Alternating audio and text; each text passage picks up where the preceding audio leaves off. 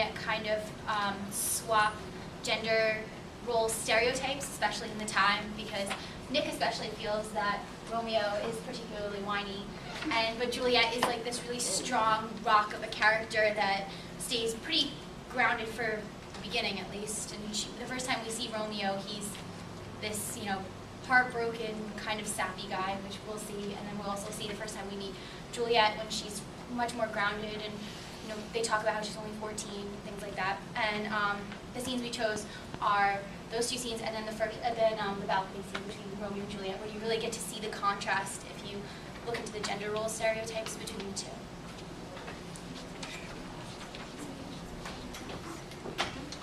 Oh, if you guys could open to, in the books, it's page 19. It should be on this one. Yeah, it's on Yeah, your it's on your papers. packet, It's on the where we are. It was in the balcony scene, kind of jump. And You guys are going to be the nurse in the second scene, so whenever you see the nurse collectively, you can shout.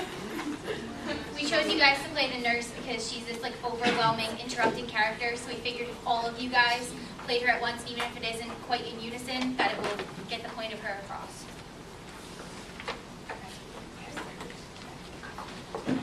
Good morrow, cousin. Is the day so young? But new struck 9. Ah, me, sad hours seem long. Was that my father that went hence so fast? It was. What sadness lengthens Romeo's hours? Not having that, which having makes them short. In love. Out. Of love? Out of her favor where I am in love. Alas, that love so gently in his view should be so tyrannous and rough in proof. Alas, that love, whose view is muffled still, should without eyes see pathways to his will. Where shall we dine, O me? What fray was here? Yet tell me not, for I have heard it all. Here's so much to do with hate, but more with love. Why then, O brawling love, O loving hate, O anything of nothing first created? O heavy lightness, serious vanity, misshapen chaos of well-seeming forms, feather of lead, bright smoke, cold fire, sick health, still waking sleep that is not what it is. This love feel I, that feel no love in this. Dost thou not laugh? No, cousin. I'd rather weep. Scene 2. This is where you guys are going to be playing either, so make sure you have 19 open.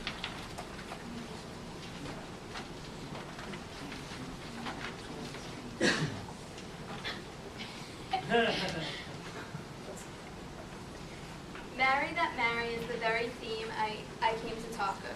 Tell me, daughter Juliet, how stands your disposition to be married? It is not an hour that I dream of. An hour! I would say thou art such wisdom from thy teeth. Well, think of marriage now, younger than you. Here in Verona, ladies of esteem are made already mothers by my count. I was your mother much upon these years, that you are now a maid. Thus then, in brief, the valiant Paris seeks you for his love. A man, young lady, aye, such a man of why he's a man of wax.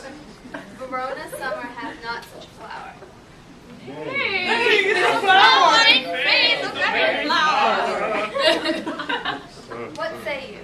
Can you love the gentleman? This night you shall behold him at our feast. Read o'er the volume of young Paris' face, and find delight writ there with beauty's pen. Examine every married lineman, and see how one another lends consent. And what obscured in this fair volume lies, find written in the margin of his eyes. This precious book of love, this unbound lover, to beautify him only lacks a cover. The fish lives in the sea, and 'tis much pride for fair without the fair within to hide. That book in many's eyes doth share the glory that in gold clasps blocks in the golden story. So shall you share all that he doth possess by having him making yourself no less. No less, yea, bigger, women grow by men. Speak briefly. Can you like of Paris' love? I'll look to like if looking like you move, but no more deep will I and dark mine eye. then your consent gives me strength to make it fly. That was great, guys. We also need you on page 41 for this scene where I hopefully go play tonight. I hate Loud this. line. Great. Oh my god, I'm gonna die. Good. If my heart's dear love, Oh, swear not by the moon, the inconstant moon, that monthly. Well, do not swear. Although I joy in thee, I have no joy of this contract tonight. It is too rash, too unadvised, too sudden, too like the lightning, which doth cease to be ere one can say, it lightens. Sweet, good night. This bud of love by summer's ripening breath may prove a beauty's flower when next we meet. Good night, as sweet repose and rest come to thy heart as that within my breast. oh, will thou leave me so unsatisfied? What satisfaction canst thou have tonight? The exchange of thy love's faithful vow for mine.